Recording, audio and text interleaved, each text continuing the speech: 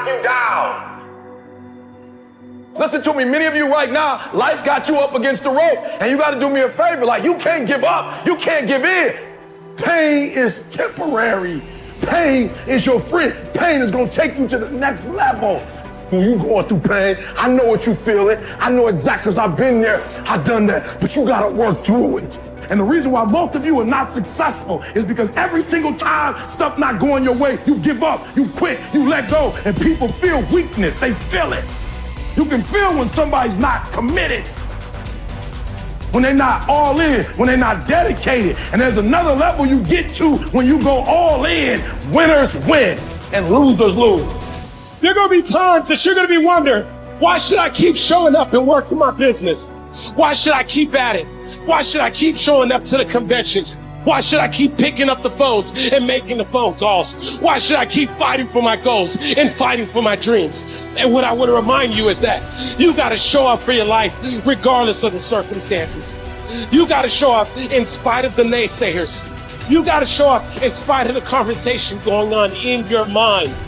You got to show up for your life, because if you don't, nobody else will. If you want unreasonable results in your life, you've got to be willing to be unreasonable. Part of being unreasonable, you don't judge according to appearances.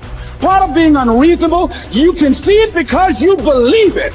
You must have the faith to call forth those things that be not as though they were. You've got to decide, I deserve this, and I'm going to have it. You've got to say yes to your life. You've got to say yes. Yes to my dreams. Yes to me. Yes, I can make it. Yes, I can. Doesn't matter how many failures I've made. Doesn't matter how many mistakes I've endured. Doesn't matter about my defeats. Doesn't matter about what I've done. Yes, yes. I don't care about the fact I'm in a hole now. Doesn't matter about where I am. The last chapter to my life has not been written yet. If you judge me now, you'll judge me prematurely. I'm still in the process of transforming my life. I'm still in the process of becoming. Yes. The brilliance of Thomas Edison was not in his mind. It was something much more ordinary and often much less respected. I've got no imagination, he once said. I never dream. I've created nothing. If you're someone who doesn't like Edison, you might think that this is Edison admitting to stealing his inventions from other, more brilliant inventors, like Nikola Tesla. Not quite, but he did readily concede that most of the credit belonged to something other than his brain. The genius hangs around his laboratory day and night, Edison said. If anything happens, he's there to catch it. If he wasn't, it might happen just the same. Only it would never be his. What he's talking about is showing up. The incredible, underrated power of clocking in every day, putting your ass in the seat, and the luck this seems to inevitably produce. Edison lived in his laboratory and never missed a day. Like Gehrig, even when he was sick, when he was tired, or when visited by tragedy or disaster. The modern conveniences we can trace to his lab then owe far more to his body than his brain, to the compounding power of consistency rather than sheer brilliance. It wasn't about inspiration. It was about getting to work, show up and try. Get on the treadmill, pick up the violin, script out some sequence, reach out to some clients, read some reports, lift a couple weights, jog 1 mile, cross one thing off the to-do list, chase down a lead. It doesn't matter what it is. All aspects of our life benefit from this circumscribed kind of wisdom. Just as long as you do something every day, that is the important thing. Show up. When you're tired, when you don't have to, even if you have an excuse, even if you're busy, even if you won't get recognized for it, even if it's been kicking your ass lately, once something is done, you can build on it. Once you get started, momentum can grow. When you show up, you can get lucky. Is this still hard? Yes. But the good news is that because it's hard, most people don't do it. They don't show up. They can't even do one tiny thing a day. So yes, you're alone out there on the track in the rain.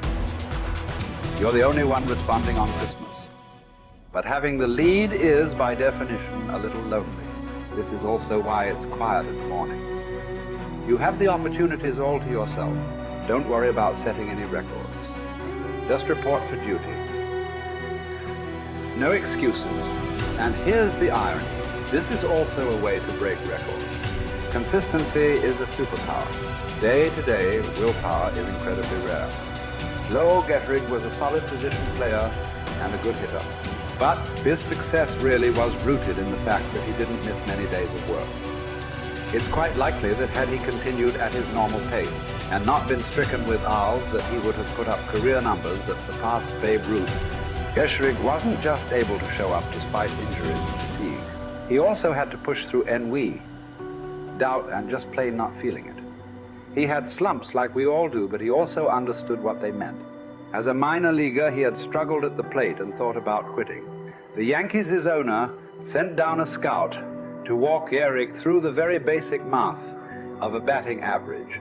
A good hitter hits 300, and hitting 350 is terrific. Hitting 400 is almost unheard of. What does that translate to? Missing on 6 tries out of 10. A hitter can also go days, weeks without touching the ball. That's what the scout told him. The most important thing a young ball player can learn is that he can't be good every day. You don't have to always be amazing. You do always have to show up. What matters is sticking around for the next at-bat. The ability to do that, coupled with the ability to endure what John Steinbeck called dawdly days while writing Easter Eve. Those days when everything seems out of whack, when you're just not feeling it, when the distractions won't stop, is the first step to greatness, literally. You cannot be great without the self-discipline to do that. One thing a day adds up. Each day adds up. But the numbers are only interesting if they accumulate in large quantities. You guys that are just getting started, you're not going to start right here. You're going to start down there, probably in another city, another town. I grew up in Lake Charles, Louisiana, no money, raised by a single mother. I was in debt at 25 years old. First thing that I had to do in my life was not learn a new skill. First thing I had to do to get my life moving in the right direction was self-development. It is vital. It was vital for me that I improved myself and I could start depending upon me. I had to show up every day with some rituals, some disciplines, and start getting myself to trust me, not trust others, but trust myself to do the right thing every day. One of the things that I started doing was beating the sun up every morning. I'm going to beat that sun up every morning so that I have the discipline and the control over my life. So I knew, hey, before that thing pops, I'm going to pop. I'm going to get out of bed, depend on myself, get up at the same time every day. And for me, that time, regardless of where I was beat that sun up. No matter where I am, I'm going to beat that thing up. So it gives me a sense of control over my own life. Second thing, I had to start cleaning up my life and my friends and my environment. When I was younger, between 15 and 25, I was doing crazy stuff in my life. Wasting my weekends. I have the saying, weekends are for the weak.